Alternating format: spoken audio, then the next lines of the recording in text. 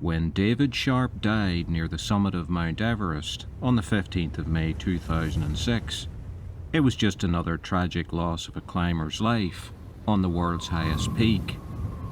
Soon though, the media took up his story as a symbol of how commercialization and selfish pursuit of personal goals had led to a callous disregard for the lives of climbers who were in trouble.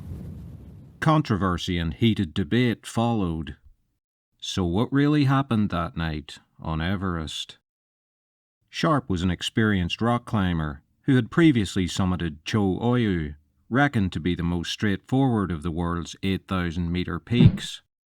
He was not a professional climber, but impressed the expedition leaders with his ability.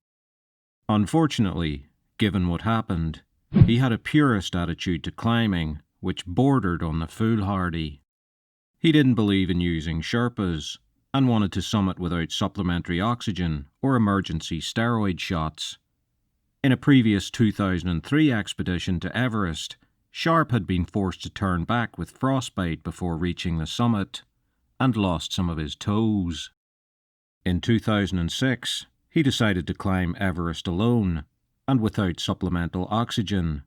It is a strategy that even most professional climbers regard as far too risky. His bare-bones trip was booked through Asian trekking, with climber support ending after a certain altitude. He had 2 emergency bottles of oxygen, but no radio.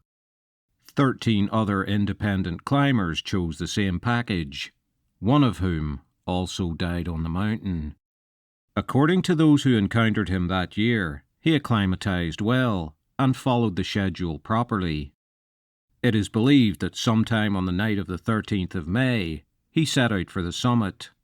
He either reached the summit or turned back late in the day on the 14th and was forced to emergency bivouac at 8,000 meters in an overhang known as Green Boots Cave, so called because of the body that was visible there.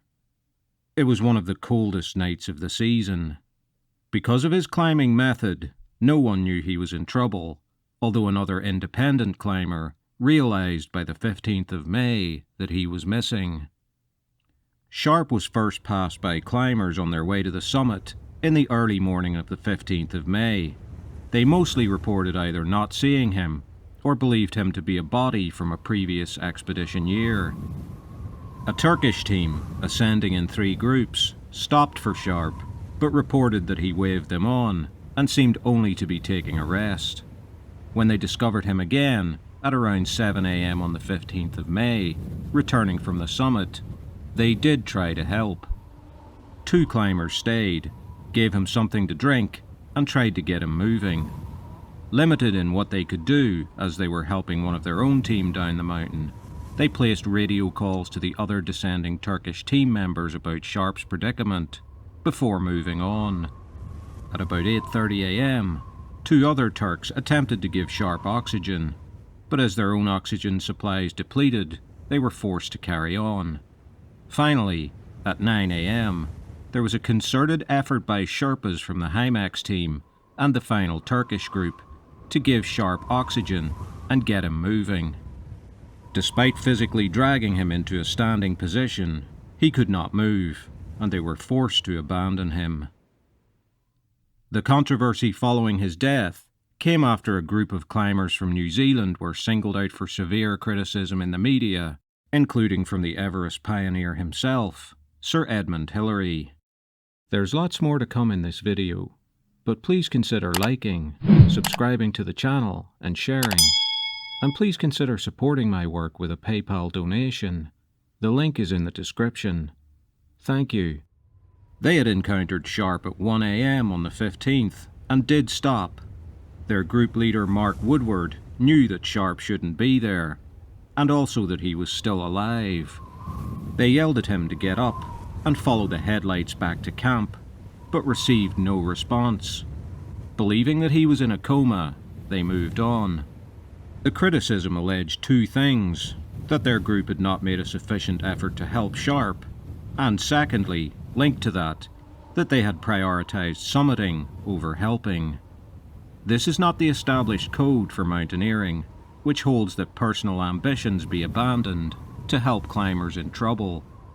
It was particularly touchy because one of the group's members, Mark Inglis, was a double amputee and would a few hours later go on to be the first such person to summit Mount Everest.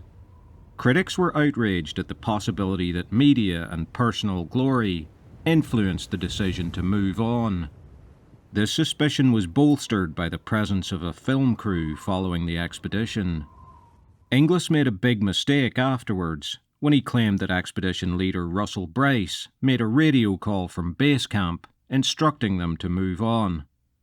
Bryce was heavily criticised, but then revealed that detailed logs of radio calls showed that no such conversation took place, and that he was only notified of Sharp's predicament 8 hours later. The charitable explanation was that Inglis was confused by high altitude, although less charitable explanations are more widely believed. In many ways, David Sharp was the author of his own misfortune. Reports of his benevolent personality suggest that he wouldn't blame anyone for what happened to him, but these events reveal something disturbing about the mindset of at least some of the participants in Himalayan climbing expeditions. Sir Edmund Hillary said he believed many people climbing Everest were callous, saying, "I think the whole attitude towards climbing Mount Everest has become rather horrifying. The people just want to get to the top. They don't give a damn for anybody else who may be in distress. And it doesn't impress me at all that they leave someone lying under a rock to die. I think that their priority was to get to the top, and the welfare of a member of another expedition was very secondary." Hillary's criticism may seem a little harsh, or even unfounded, given that he wasn't there. Only the New Zealand team members truly know if they prioritised the summit over helping another climber in distress. To say that other climbers didn't help him either is a morally bankrupt argument. They did stop, they did make an effort, but was it all they could have done?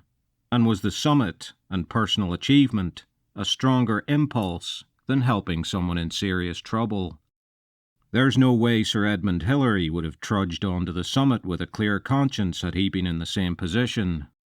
The summit would have been the last thing on his mind. A few days later, Australian climber Lincoln Hall was rescued from a similarly dire position near the summit. The previous evening, his Sherpas had been forced to abandon him after he had fallen into a coma. The following morning, a summit bid led by the renowned high-altitude climber Dan Mazur discovered Hall alive. They immediately abandoned their summit attempt and remained for 4 hours to treat Hall until Sherpas from his team returned to help him down. Mazur said later, "The summit's still there and we can go back. Lincoln only has one life." Hall was conscious and intermittently able to walk when he was found. It's debatable if Sharp could have been revived to a similar state by the New Zealand team. We will never know. David Sharp's body was removed from view in 2007, and he remains on the mountain.